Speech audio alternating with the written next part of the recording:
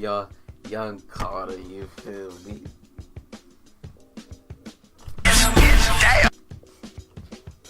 Anyways, I got a reaction for y'all today, you feel me? Nah, if you know what I'm saying, you lame, you feel me? At school and all that good junk.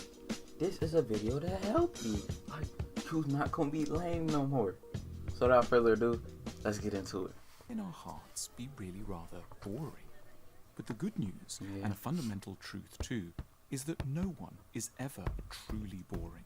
They're only in danger of coming across as such when they either fail to understand their deeper selves, or don't dare or know how to communicate them to others. That there is simply no such thing as an inherently boring person or thing is one of the great lessons of art.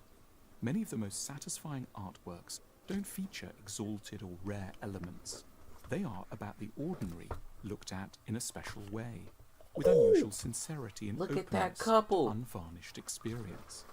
Take, for example, some grasses painted by the Danish artist Christian Købke in a suburb of Copenhagen in 1833.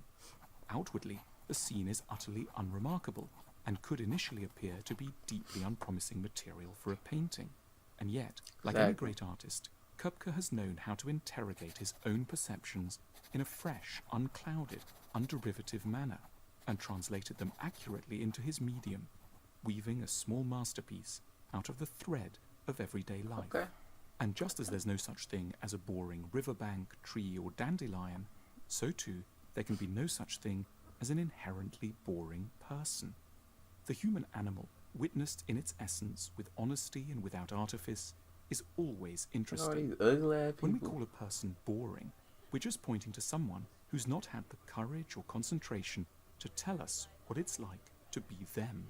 By contrast, we invariably prove compelling when we succeed in saying how and what we truly desire, envy, regret, mourn, and dream. Anyone who faithfully recuperates the real data on what it's like to exist is guaranteed to have material with which to captivate others. The interesting person isn't someone to whom obviously and outwardly interesting things have happened, someone who's travelled the world, met important dignitaries, or been present at large geopolitical events. I mean, as long as you got stories, you can't really be boring if you got stories. Themes of culture, history, or science. There's someone who's grown into an attentive, self-aware listener and a reliable, honest correspondent of the tremors of their own mind and heart, and who can thereby give us faithful accounts of the pathos, drama, and strangeness and that's on everything. That's on everything I love. That's on my mom. What then are some of the elements that get in the way of us being as interesting as we in fact are?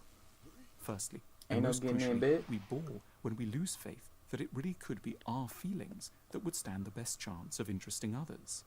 Out of modesty and habit, we push some of our most interesting perceptions to one side in order to follow respectable but dead conventions of what might impress.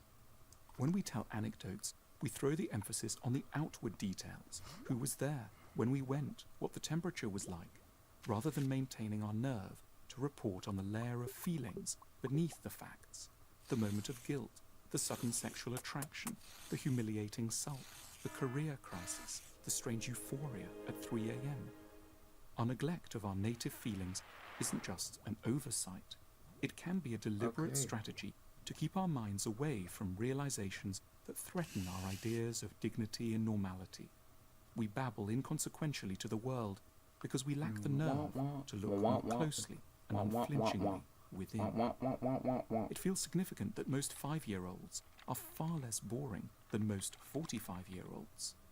What makes these children gripping is not so much that they have more interesting feelings than anyone else, far from it, but that they are especially uncensored correspondents of these feelings. They just don't give a fuck. Their inexperience of the world means they are still instinctively loyal to themselves, and so they will candidly tell us what they really think about Granny and their little brother, what their plans for reforming the planet are, and what they believe everyone should do with their bogies.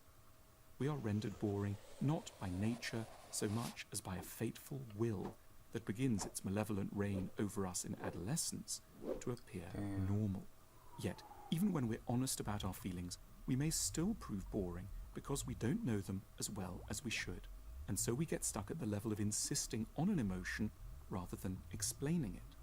will assert with ever greater I'll be over emphasis that the situation was extremely Yeah, exciting. so you know what I'm saying? I was chilling at the mall, and next you know, Beautiful, splat, but not and be you able know, to she was provide all those on me. around us You with know, and any of it's the sort crazy. of related details and examples Yeah, I'ma just, that would yeah, that help was them cool. viscerally I'm understand gonna be over why. here. Yeah. We can end up On the boring, south side. not so much because we don't want to share our lives, as because we don't yet know them well enough to do so. Fortunately, the gift of being interesting is neither exclusive nor reliant on exceptional talent.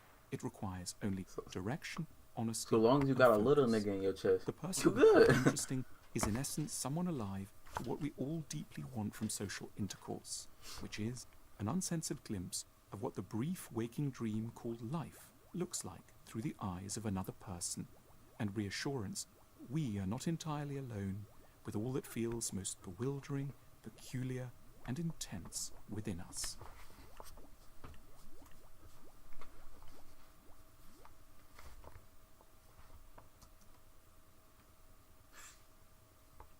I just got enlightened.